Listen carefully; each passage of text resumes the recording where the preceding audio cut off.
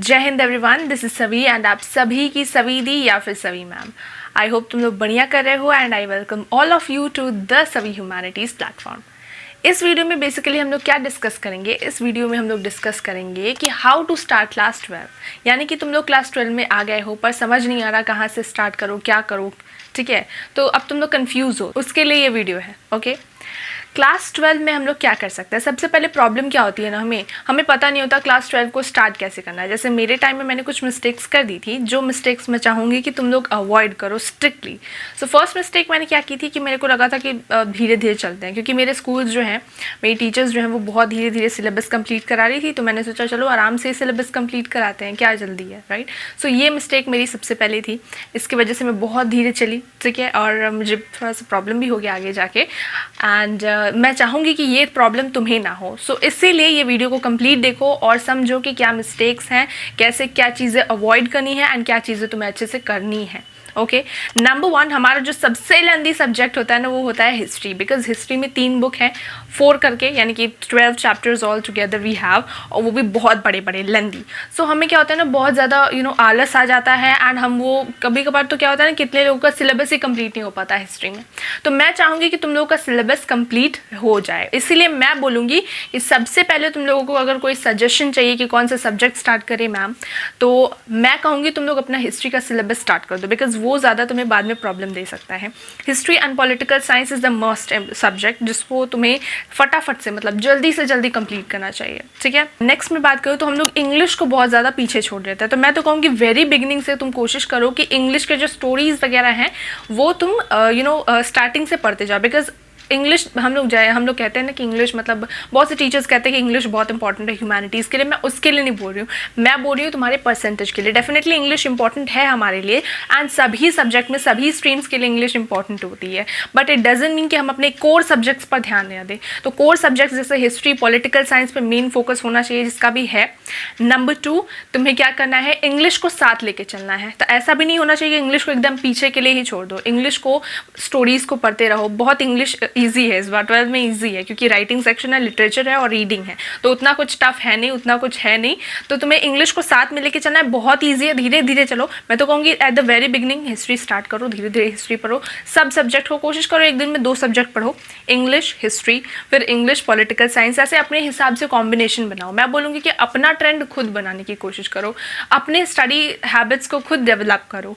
मैं ये नहीं बोलूँगी कि किसी से सुन लो और वही कॉपी पेस्टिंग करते जाओ, बिकॉज कॉपी पेस्टिंग हर किसी पे, हर कोई स्ट्रैटेजी वर्क नहीं करती है, राइट। सो मैं जस्ट सजेशन देने आई हूँ यहाँ पे कि क्या क्या तुम्हें मिस्टेक्स नहीं करनी है एंड क्या क्या तुम्हें ध्यान रखना है, कैसे तुम अपने क्लास 12 को स्टार्ट कर सकते हो।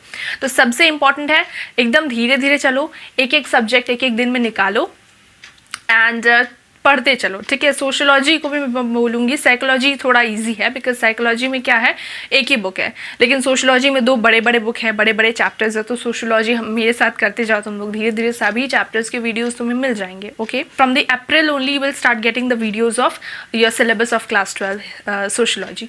तो सोशियोलॉजी के चैप्टर्स को स्टार्ट कर दो। उसके बाद फिर धीरे धीरे चैप्टर 1 देख लो, हफ्ते में एक दिन एक चैप्टर करने की कोशिश करो, मतलब ऐसा टारगेट बनाओ खुद। जैसे मेरा सुनो तो मैंने एक काइंड स्ट्रैटेजी बनाई थी अपने लिए। मैं सोची थी कि हर दिन, मेरा जो भी दिन होगा क्लास 12 का, मैं सब कुछ करूँगी, मतलब सब कुछ इन द सेंस मैं बहुत सारे काम करूँगी। ओके, जैसे मेरे कुछ प्लान्स थे, कुछ स्ट्रैटेजीज थी, तो मैंने डायरी बनाई थी एंड मुझे जो भी काम करना होता था वो मैं काम लिख देती थी सोने से पहले, एक दिन पहले। ओके, एंड नेक्स्ट डे मैं चेक करती थी कि वो काम मैंने किया कि नहीं किया। And every day this was like, मैं बोलूँ तो मैंने फॉलो किया। एंड मैं कह सकती हूँ कि मैंने मोस्ट ऑफ द, इससे मुझे पता चला ना कि मैंने एक एक दिन अपना कैसे यूटिलाइज़ किया है। तो क्या होता है ना कि बोर्ड एग्जाम्स जब हमारे हो जाते हैं, हम बोर हो जाते हैं, हम टेंस्ड होते हैं कि कैसे मार्क्स आएगा, क्या आएगा, तो हम वो डायरी उठा के देख सकते हैं कि हम लोग कितनी मेहनत की है। ओके, हम लोग देख सकते हैं कि हम लोगों ने एक भी दिन अपना वेस्ट नहीं किया। अब मैं बताऊँ अपने बारे में, तो ऐसा तो था ही नहीं कि मैं एक भी दिन मिस ना करूँ, एक भी दिन वेस्ट ना करूँ। मुझसे बहुत दिन वेस्ट हो जाते थे, कहीं घूमने चले गए तो कहीं ये तो कभी वो, तो मुझसे मिस हो जाते थे, तो तुमसे भी मिस होंगे। लेकिन अगर तुम लोग ये करोगे तो this is going to help you a lot, ठीक है। तो नंबर 1 हमारा हुआ कि हिस्ट्री स्टार्ट कर देना। Okay, and political science. Number 2 हो गया इंग्लिश को अपने साथ लेके चलो। नंबर 3 तुम लोग ऐसा कोई स्ट्रैटेजी कर सकते हो कि अपना डायरी बनाओ, अपने जो भी गोल्स हैं अगले दिन के लिए वो टारगेट करो एंड उस टारगेट को अचीव करने की कोशिश करो। एंड अचीव करो तो अपने आप को गिफ्ट दो, बाई चॉकलेट दे दो या फिर घूमने चले जाओ, मूवी दे दो, ठीक है। तो ऐसा कुछ करते रहो, this is very helpful. Okay, and class 12 है तो ऐसा नहीं कि पूरा दिन सिर्फ पढ़ रहे हैं, ऐसा भी नहीं होना चाहिए। थोड़ा घूमने जाओ, मतलब बहुत ज़्यादा स्ट्रिक्टनेस भी मत रखो और बहुत ज़्यादा खुलापन भी मत रखो कि एकदम बोर्ड एग्जाम आ जाएगा, फरवरी में एग्जाम है तो अब जनवरी में ही पढ़ने बैठेंगे, तो ऐसा भी नहीं होना चाहिए, ठीक है। अपने सिलेबस को कंप्लीट करो जल्दी से जल्दी, कोशिश करो कि अपना टारगेट, नंबर 4 क्या होता है ना कि हमें अपना टारगेट सेट करना कि हमारा सिलेबस इस मंथ तक हो जाना चाहिए।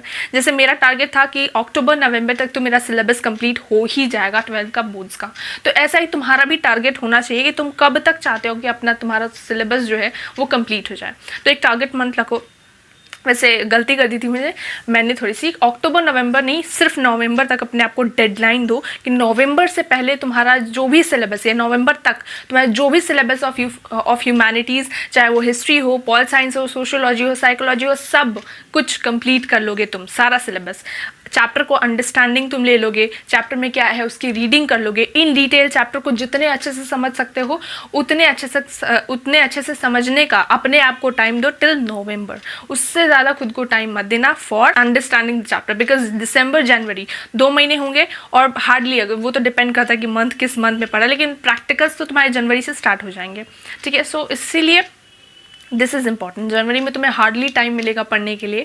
So for that I am saying कि दिसंबर जनवरी में सिर्फ तुम जितना प्रैक्टिस करोगे उतना बहुत ज़्यादा हेल्पफुल रहेगा। मैं every day school going student थी, वैसे वो अच्छी बात होती है कि रोज़ स्कूल जाओ, बट इसकी वजह से ना कहीं हमारा सिलेबस साइड हो जाता है। तो हमें अपने आप को समझाना है कि syllabus completion is the most important thing for board examination. उसके बाद तुम स्कूल जाओ ना, कौन रोक रहा है, जनवरी तक स्कूल जाओ, ज़बरदस्ती टीचर्स को फोर्स करो कि तुम्हारा डाउट्स क्लियर करें, लेकिन उससे पहले अगर तुम्हें ज़रूरत लगे तो तुम थोड़े दिन एब्सेंट भी कर सकते हो। ऐसा नहीं कि एब्सेंट कर दोगे तो कुछ मतलब पहाड़ टूट पड़ेगा, right. So because you are in 12 तो तुम्हें ध्यान रखना है कि हर पॉसिबल चीज़ जो तुम्हारे मार्क्स के लिए, तुम्हारे परसेंटेज के लिए, तुम्हारी पढ़ाई के लिए ज़रूरी है, वो हर एक स्टेप तुम्हें उठाना पड़ेगा। तो एक काइंड ऑफ चैलेंज है तुम्हारे लिए, but still I will say कि अब तुम्हें थोड़ा सीरियस भी होना पड़ेगा for your this year.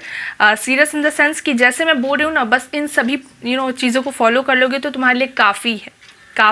Okay, ये जो टॉप स्ट्रैटेजीज़ हैं for how to start class 12, ये तुम्हें अच्छा लगा होगा। अगर अच्छा लगा, ये चीज़ें समझ में आई, हेल्पफुल लगी, तो वीडियो को लाइक करना, चैनल को सब्सक्राइब करना मत भूलना एंड एक कमेंट लिख दो जिससे मुझे पता चले कि ये वीडियो तुम्हें क्लियर है। सो विद दिस मैं वीडियो को एंड करूँगी। टिल देन अपना ध्यान रखना, मिलते हैं नेक्स्ट वीडियो में, बाय।